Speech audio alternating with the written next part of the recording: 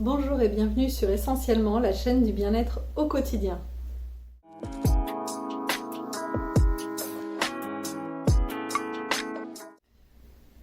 Aujourd'hui, nous allons voir qu'il est tout à fait possible d'utiliser nos 5 sens pour notre bien-être au quotidien. Je ne sais pas si vous l'avez déjà remarqué, mais dans notre quotidien, il y a tout un tas de choses qui peuvent un peu nous pourrir la vie, nous la gâcher ou alors tout simplement la rendre beaucoup moins cool. Par exemple, un bip bip ou un son strident qui n'arrête pas, ça peut vraiment être désagréable. Une mauvaise odeur. Je ne sais pas si vous avez déjà eu ce problème de passer dans une rue et d'avoir les égouts qui sentent énormément. Ça donne vraiment envie de courir et d'aller ailleurs le plus loin possible. La couleur d'une pièce aussi, quand vous devez attendre dans une salle d'attente et que la couleur de la pièce est vraiment d'une couleur qui ne vous plaît pas, vous vous cachez dans votre téléphone portable ou dans un journal. Le goût également. Quand vous croquez dans un fruit et qu'il est trop mûr, voire pourri, et qu'il a un goût de rance ou de... Ah, tout de suite ça coupe l'appétit, on n'a plus envie de manger.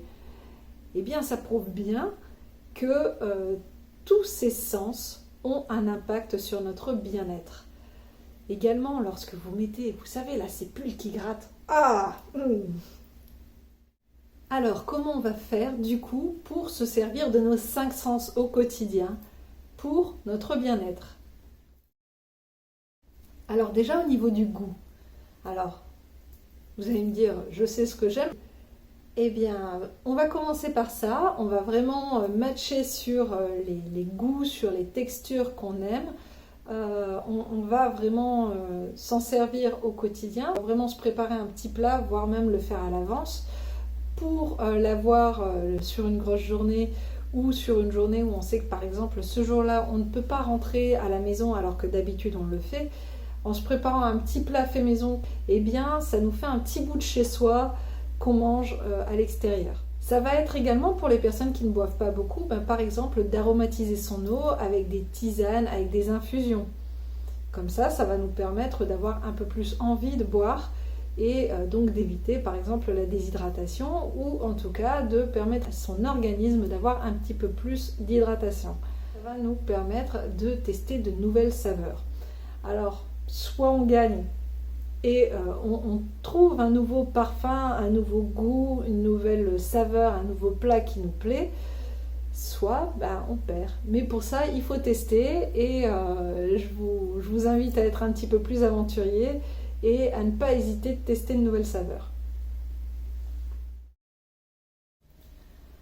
Alors la vue maintenant. La vue, ça va être par exemple par rapport à ces plats, on va faire en sorte d'utiliser beaucoup de couleurs lorsqu'on cuisine, de mixer vraiment toutes les couleurs.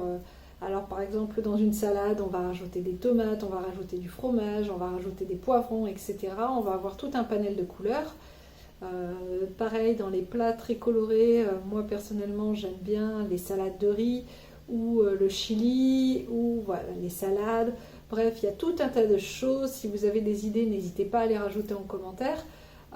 Voilà, on va vraiment mixer et agir sur les couleurs. Après, au sein de votre environnement, eh bien, tout simplement, soit vous laissez blanc et vous rajoutez des couleurs par des tableaux, par des accessoires, etc. Soit, eh bien, vous peignez les murs ou un seul mur avec une couleur qui vous plaît, une couleur qui vous calme. Alors, les couleurs, elles ont un impact assez important sur nous. Le rouge et toutes les couleurs chaudes comme ça ont tendance à dynamiser.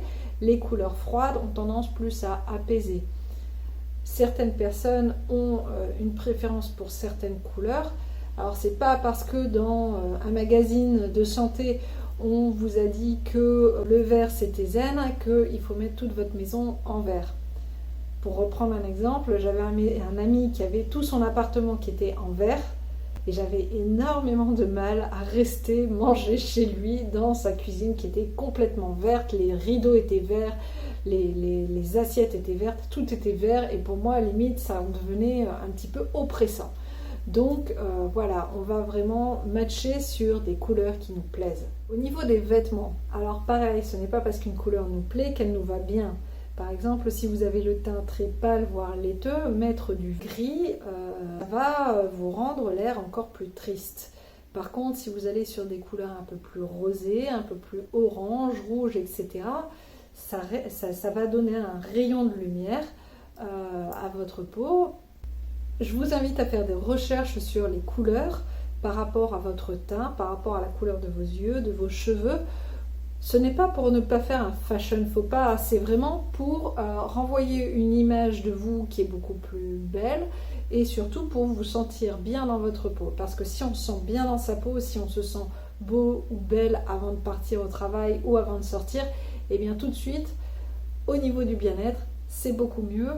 On se sent plus prêt à affronter une journée, même si elle va être plus compliquée, plus stressante, etc., que si déjà avant de partir, on ne se sent pas bien dans sa peau. Ça va aider également lorsque vous vous baladez, lorsque vous allez dans des endroits que vous appréciez, à voir des points de vue, des choses qui vous plaisent et qui vont vous rendre heureux.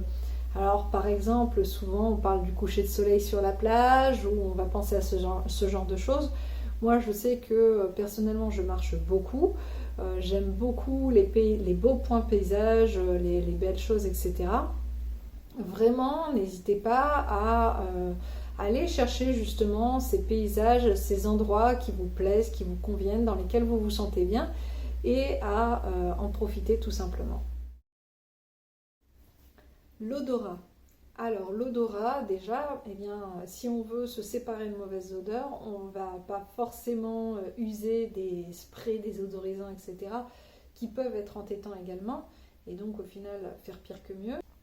Il y a des façons plus naturelles de gérer tout ça. Donc par exemple, ça va être par le bicarbonate de soude, par les pots pourris ou aussi par les grains de café qui sont des absorbeurs d'odeur. Après, on peut, si on aime certaines odeurs, utiliser des brumes d'oreiller, des parfums, le déodorant, pareil. N'hésitez pas à tester votre parfum ou votre déodorant avant de l'acheter. Ce n'est pas parce qu'une personne dit ah, vas-y, teste-le, il est super, il sent super bon, que vous, ça va vous aller. Déjà parce que sur votre peau, il se peut que le parfum ou le déodorant ne réagissent pas de la même manière, et il se peut qu'une odeur qui plaise à quelqu'un ne vous plaît pas forcément à vous.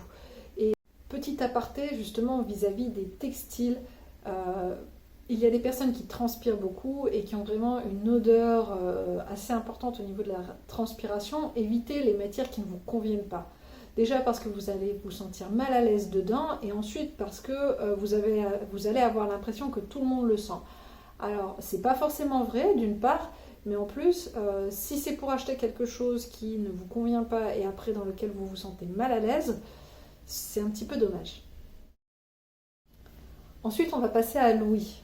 Alors, pareil, le plus simple, c'est d'écouter des musiques qui vous plaisent, qui vous conviennent, des choses assez joyeuses, assez motivantes, même si vous avez besoin, par exemple, vous savez que vous partez faire un jogging ou quoi, on va mettre des chansons assez joyeuses, assez speed, assez motivantes, etc.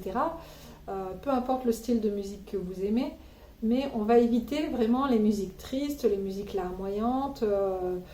Voilà, le but c'est pas de finir dans son fauteuil en PLS avec un pot de glace à écouter des chansons qui parlent de rupture. Enfin, n'allez pas vous en rajouter une louche, surtout si en ce moment c'est pas la grande forme.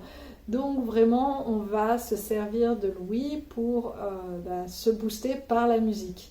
Si vous jouez d'un instrument, pareil, ça peut être très sympa justement de jouer et d'utiliser ces instruments pour déclencher vraiment le bien-être en soi, le bonheur. Une autre chose plus subtile, ça va être de poser sa voix et de s'écouter parler. C'est-à-dire, parfois on ne s'en rend pas compte, on a tendance à être énervé ou à s'auto-stresser. C'est-à-dire que vous parlez comme ça, que vous allez vite et vous allez vous stresser. Vous allez renvoyer également une image à la personne en face d'une personne stressée et elle-même, sans s'en rendre compte, va se stresser. Alors soit vous tombez sur une personne qui est assez compréhensive et qui va se rendre compte de ce qui se passe et qui va vous dire « calme-toi, tout va bien ». Soit elle va également être stressée, ce qui va induire du stress en plus chez vous et un peu encore en plus, et vous allez monter chacun sur votre échelle du stress. et ça y est, ça devient gérable. Par contre, si vous prenez cette habitude, ce mécanisme, quand vous sentez que votre voix s'envole, qu'elle part dans les aigus, ou tout simplement que vous vous emballez dans votre façon de parler, eh bien, ça va vous permettre de réduire le flux, de régler un petit peu la dynamique de votre discussion. Les bruits du quotidien également vont influencer votre bien-être ou votre état d'énervement. Alors, si vous êtes propriétaire de votre logement et que vous savez pertinemment que tout ce qui est bruit de voiture, bruit quotidien, bruit de la rue, etc., ça vous énerve, n'hésitez pas à insonoriser votre logement, à faire en sorte, surtout dans les pièces où vous aimez avoir le plus de calme, telles que la chambre par exemple, à insonoriser et à investir dans des choses qui vont vraiment vous permettre d'être au mieux chez vous. Si vous visitez un logement, pareil, alors si vous posez la question, la plupart du temps on va vous répondre oui, c'est calme, parce que la personne qui vend, elle a envie de vendre. Alors n'hésitez pas vraiment à attendre et à écouter ce qui se passe autour. Alors soit effectivement il n'y a aucun bruit, c'est super calme, c'est en pleine campagne, et si vous aimez le calme, eh bien tout va bien. Soit au bout d'un moment vous allez vous rendre compte qu'en réalité il y a un aéroport ou une gare pas loin et que toutes les demi-heures il y a un train qui passe. Voilà. Ou alors tout simplement vous êtes en appartement et on entend super fort les voisins au-dessus. Donc ça c'est pareil, si vous visitez un logement, que vous cherchez vraiment le calme, que vous partez de quelque part parce que vous en avez marre du bruit, n'hésitez pas plutôt à visiter en soirée. Si vous ne supportez pas les bruits au quotidien, ça peut être également sympa pour vous, pour mieux supporter, et bien tout simplement d'avoir des boules qui ou un casque anti-bruit. Surtout si vous savez que vous allez dans un endroit où il y a énormément de bruit. Je pense notamment quand il y a des festivités, des concerts, etc. Le toucher maintenant. Eh bien le toucher, déjà ça va être au niveau de ce que vous portez, de porter des choses qui vous sont agréables. Si vous êtes dans des choses qui vous grattent, si la texture a l'air un petit peu rugueuse, si ça vous coupe au niveau des épaules, si ça vous gratte dans le dos à cause des étiquettes, etc., etc., eh bien, pensez que c'est comme l'histoire du petit caillou dans la chaussure. Au départ, c'est juste un caillou qui vous gêne et à la fin, ça vous provoque une blessure, ça devient insupportable. N'hésitez pas aussi au niveau de tout ce qui est texture, les plaids, etc. Si vous aimez énormément tout ce qui est un petit peu pour s'emmitoufler, ce genre de choses, eh bien, à avoir ces petits moments câlins. On dit souvent que ça libère pas mal d'hormones, les hormones du bonheur. Donc voilà, si on n'a personne sous la main, aussi s'emmitoufler dans un plaid, s'auto-faire un câlin dans une matière qui nous est agréable, ça peut également être quelque chose de sympathique. Alors au niveau du toucher, avoir un animal de compagnie également, le caresser, lui faire des câlins, etc. C'est très sympa. Je referai une vidéo au niveau des animaux de compagnie, les plus et les moins d'en avoir un. N'allez pas foncer en animalerie après cette vidéo en se disant il me faut absolument un chat ou un chien. C'est quand même quelque chose à bien réfléchir. Mais si vous l'avez déjà, eh bien câlinez-le sans modération. En plus, il vous le rendra bien. En général, les animaux, plus on leur donne de l'affection et plus ils en rendent. Alors vous l'aurez compris, qu'est-ce que ça va influencer? Déjà ça va influencer notre santé parce que plus on est heureux et plus on a tendance à être en bonne santé. On va être plus motivé, donc plus motivé dans le travail, on va être plus motivé et plus agréable dans nos relations sociales, on va être plus motivé dans tous nos projets en général, dans nos activités également. Lorsqu'on est heureux, on a tendance à faire plus de choses, à être plus en train, plus bout en train tout simplement.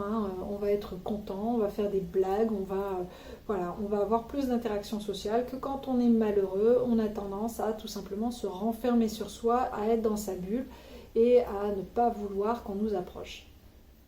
Ça va nous permettre de stimuler et d'entretenir nos sens sans les brusquer. C'est-à-dire que avec l'âge, un jour ou l'autre, malheureusement, on vieillit. Et oui, ce serait tellement beau de pouvoir rester jeune toute sa vie, mais ce n'est pas le cas.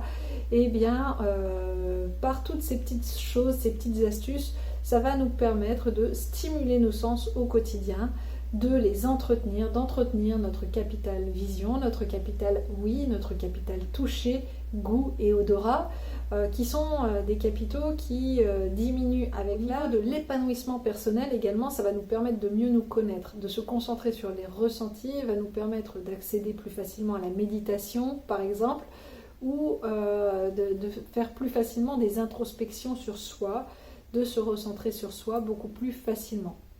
Alors le petit coin physiologie, le petit moment vraiment, comment dire, très scientifique, le fait d'utiliser ces sens va nous permettre de libérer des hormones, ce qu'on appelle vulgairement les hormones du bonheur. Alors, quelles sont ces hormones? Ça va être entre autres la dopamine, l'ocytocine, la sérotonine, l'adrénaline, qui est également produite lorsque on se fait des sensations fortes, et l'endorphine et la phénylthylamine. Alors toutes ces hormones, ça va nous permettre vraiment d'être heureux, c'est ce qu'on appelle les hormones du bonheur, ça va induire sur notre bien-être. Et toutes ces hormones, on peut les déclencher tout simplement en stimulant nos sens. Le fait de libérer toutes ces hormones également va nous permettre d'avoir un meilleur sommeil. Je vous invite également à revoir la vidéo sur les plaisirs simples, puisque finalement, on peut réaliser beaucoup de plaisirs simples en partant du principe d'utiliser ses sens. J'espère que par cette vidéo, vous aurez appris de nouvelles choses, que ça vous aura donné des idées, que vous prendrez le temps de vous concentrer sur vos sens, sur vos sensations, sur vos émotions, afin de vous en servir au quotidien pour mieux vivre et pour mieux être. Moi, j'ai passé un très bon moment en votre compagnie et je vous dis à très bientôt sur Essentiellement. N'hésitez pas à commenter, liker, me retrouver sur Facebook, sur Instagram comme d'habitude. Et moi, je vous dis à très bientôt. Prenez soin de vous.